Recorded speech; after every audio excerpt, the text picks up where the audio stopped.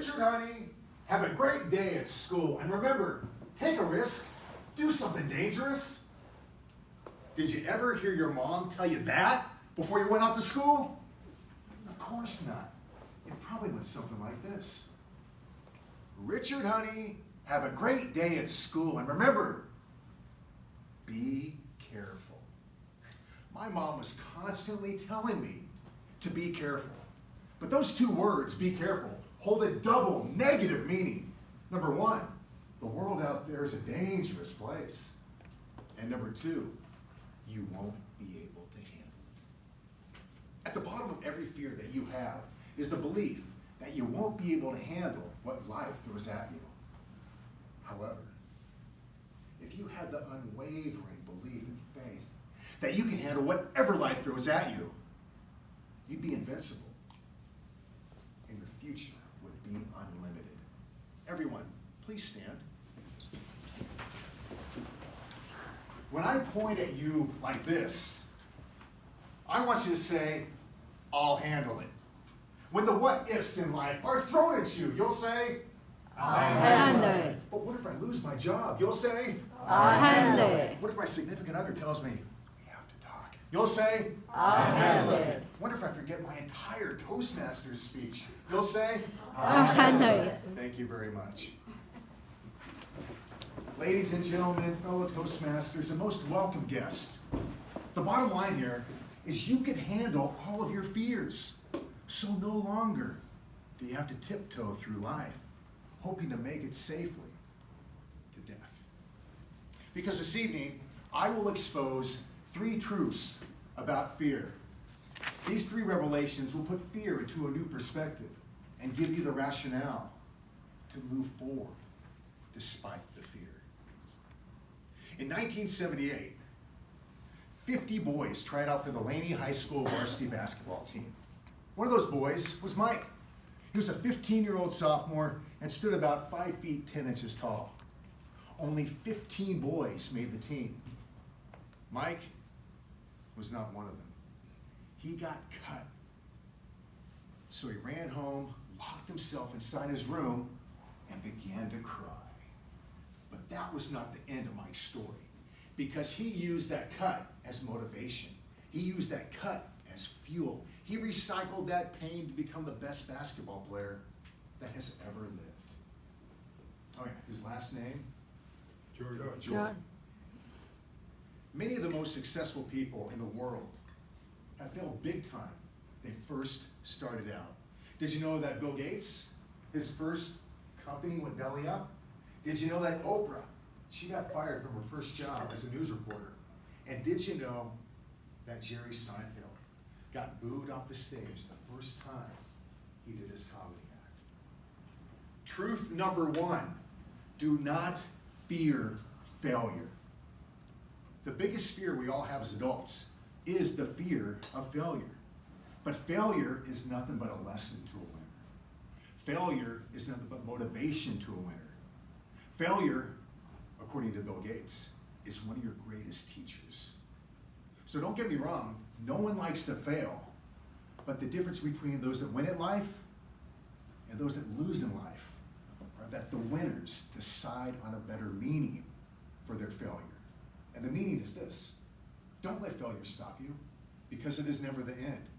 It's just the start of your amazing comeback story.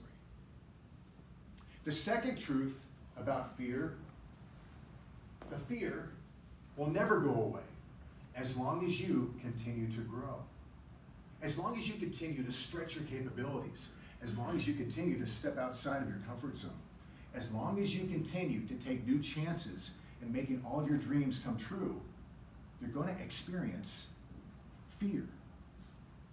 In his famous book, The Slight Edge, Jeff Olson talks about doing the simple things consistently over time that produce a compound effect.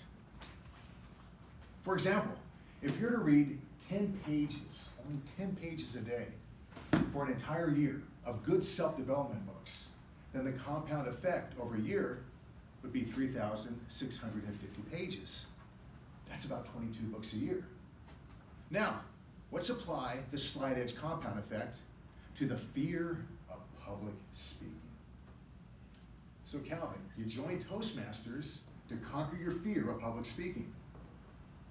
According to the slide edge compound effect, you must attend those meetings on a regular, consistent basis. Then for the first couple meetings, you force yourself to get up and give that 1-minute table topic speech. For the next couple meetings, force yourself to get up and try to give a 2-minute table topic speech. Then the 3-minute inspirational message at the beginning of the meeting. Then your 4 to 6-minute icebreaker, a 5 to 7-minute speech, and then an 8 to 10-minute speech. So doing the simple things consistently over time produce the compound effect of you facing your fear of public speaking and saying, I'll handle it. The third and final truth about fear, the only way to get rid of the fear is to go out and do it. Fear of particular situations will quickly dissolve when you finally confront them. Again, let's take the fear of public speaking. George Gissel once said, the mind, it's a wonderful thing. It starts working the day you were born and it never stops until you get up to speak in public. So the first time I gave a speech at Toastmasters, I was afraid. I remember someone throwing a paper ball at me and it hit me and I completely lost my concentration. I also remember my knees were shaking, my stomach was in knots, and my armpits were just sweating profusely, kind of like this. Still, somehow I got through that icebreaker. Then I kept at it, speech after speech after speech, until finally, around my 10th speech, that same member threw a paper ball at me. But this time,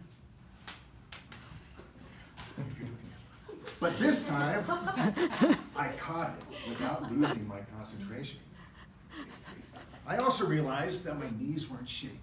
The stomach was no longer in knots, and my armpit was dry, like this one over here.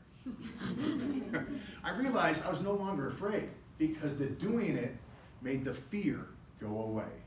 Just as Emerson said, do the thing you fear, and the death of fear is certain. In conclusion, let me tell you a story. Once upon a time, when I was in the 6th grade, I had to walk home from school. And every day, I would pass by this same old house, and I'd get chased by this same big black dog. It would start barking at me and running at me, and then I immediately would just turn the other way and sprint away from that dog. But then one day, Rudolph, I got tired of running away from that dog. So I made a promise to myself. The next time I would see that dog, I would just stand put and kick it right in its face.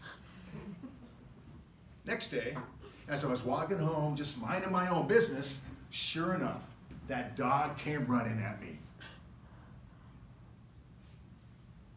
It ran at me and it chased me, but it stopped about 10 feet away from me, and it just kept on barking at me.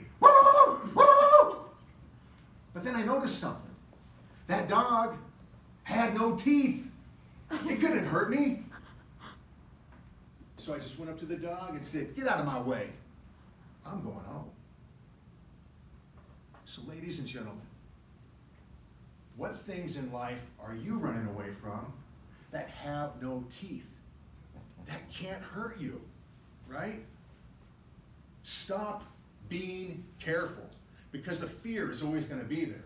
It's just a matter of how you look at it. You can look at it 2 ways. The first way is with this acronym: forget everything and run. But the second way to look at fear is with this acronym: forget everything, face everything, and rise. So start today, right now, because you know that whenever life throws your way, you're going to say, I'll handle it. Thank you. Madam Toastmaster.